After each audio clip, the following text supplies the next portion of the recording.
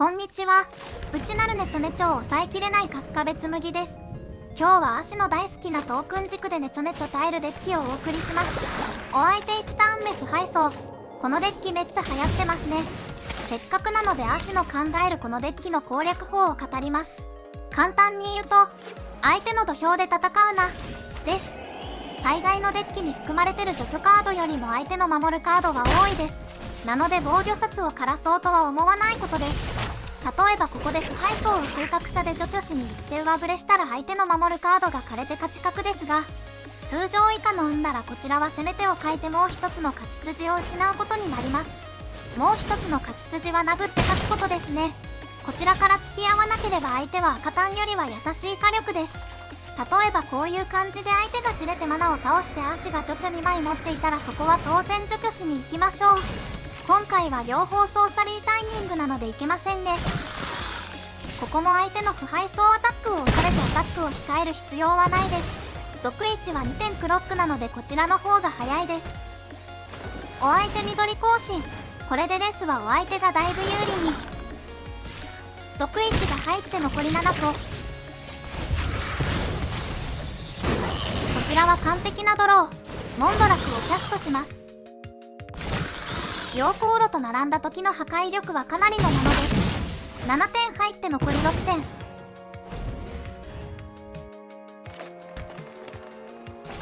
お相手メインで融合体の向上。毒が2個乗って残り5個。そしてここでサイクリング。これは足りてませんね。お相手のアタックが頼って残りカウンター3個。この戦術で間に合わなかったら運が悪かったと思いましょう。今回は打点樹脂で動いたおかげで助かりましたね。危機時期で溶鉱炉トークン増やすのってできないのかな。試そうと思ったらアタックに移ってしまいました。お相手民用の保管。ここでお相手投了。対戦ありがとうございました。対戦よろしくお願いします。攻め一辺倒のハンドですが先手なので良いハンド。お相手戦律の遁走をキャスト。シミック毒殺がトップメタなのでハンレスは正しい選択ですね。こちらハウラブラスクの溶鉱炉をキャスト。クロタンはファクトに触れないのでこれがかなり効きます。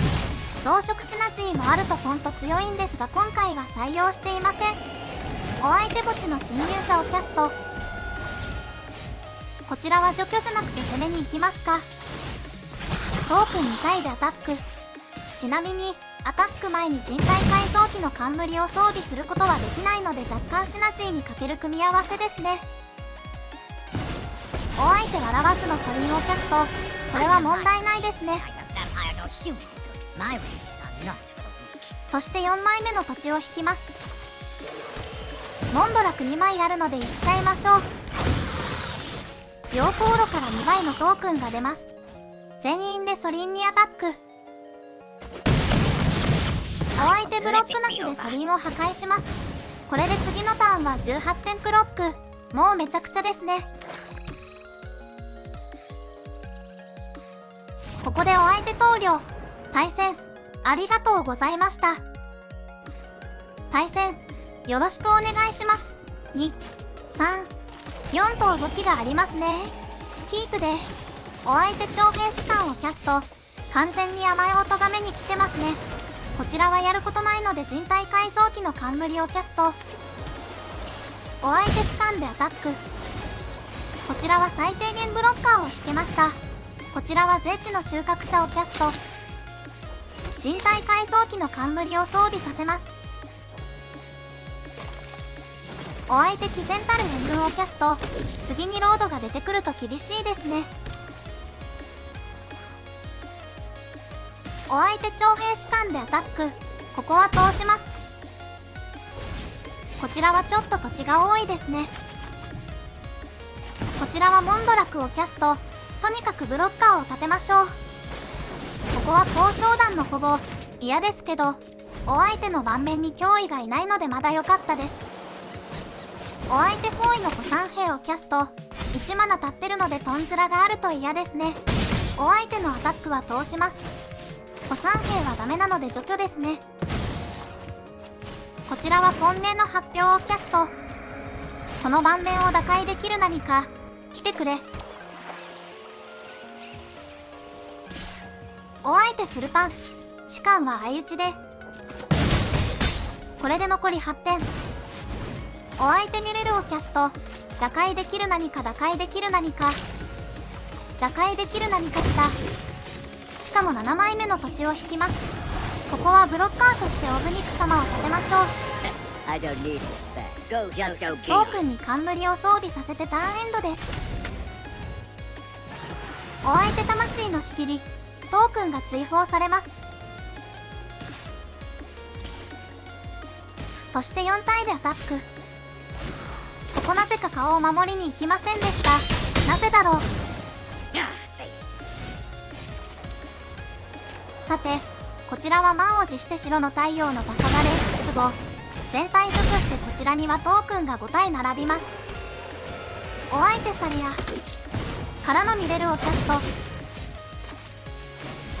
こちらは下剣山を根力です。冠を装備させて全員でアタックといきたいところでしたが、返しでミレルを取れる脅威は残しておいた方がいいかな。とにかく除去を引けばなんとかなる。しかしここはグーワン。トークンに冠を装備させてエンドです。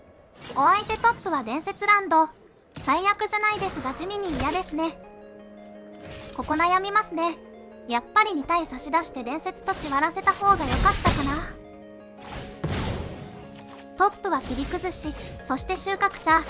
悪くはないですが良くもないですね。切り崩しでサリアを除去して冠を装備。ここはフルパンですね。お相手は冠装備と相打ちを選択。メインでドローできるのはありがたい。巣は今有効じゃないので収穫者から鏡割りの偶話をキャスト。ここでお相手投了。対戦ありがとうございました。対戦よろしくお願いします。これはなかなか強いハンド。キープで。お相手ジャンドからの墓地の侵入者をキャスト。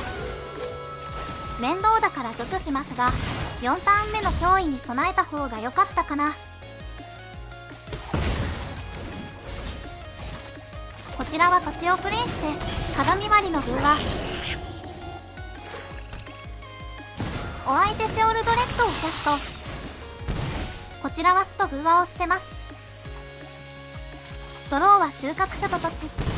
こちらは耐久の構えでいきましょう。本年の発表をキャスト。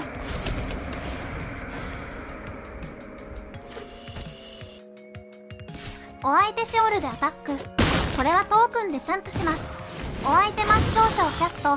これはどうやら格闘を持っていなかったようで一安心。こちらはモンドラフをキャスト。破壊不能はつきませんがシオルへの圧にはなるでしょう。お相手負け犬をキャストからの追加の負け犬。除去はないようですね。ということは抹消者のアタックは通します。ターンが返ってきました。まず収穫者をキャスト。地トークンが2個、機器自でコピーして収穫者が2体と地トークンが4個。当然これは除去に使います。2体除去します。からのオブニクシリス様。あれ、コピーは2個でないんですね。そういうルールなのかな。ここボブリントークンでアタックした方が良かったですね。何にせよえげつない盤面展開で一気に逆転ですね。ここでお相手投了。対戦ありがとうございました。ということでマルドトークンでした。この手のネチョネチョデッキで4試合収録した割に動画時間がかなり短いですね。編集中ですが驚いてます。理由はこれらのトークン軸でフィニッシャーになり得るパワーを持ったカードの追加でしょうね。特に陽光炉はかなり可能性感じてます。増殖プラスこれで頑張れないか模索中です。作れる部の巣はというとこのデッキでは攻めのカードって感じではないですね。どちらかというとサクリファイスの種として使うことが多かったです。置物の邪だって感じですね。戦い方としては除去と婚礼などのトークンで守りに入るか、オブミクや陽光炉、モンドラクで攻めに入るかの2パターンですね。除去多めなので前者のパターンになることが多いですが、冠等でドローが加速するとフィニッシャーにつながり比較的サクッと勝てます。ブロッカーとしてカナドコを採用したりもしていたんですが、その場合もちょっとファクトに寄せないとダメかな。さて、このデッキの強さですが、結構強いです。まだ回数は少ないですが 60% くらいですね。ちなみにスタン BO1 だと回数回して 60% 超えたらかなり強い方です。アーシが回して過去に 70% 超えたデッキは全部禁止が出ました。ということで以上です。いつもコメント、いいね、高評価、広告等ありがとうございます。また、チャンネル登録やフォローもよろしくお願いします。それではまた次回の動画でお会いしましょう。バイバイ。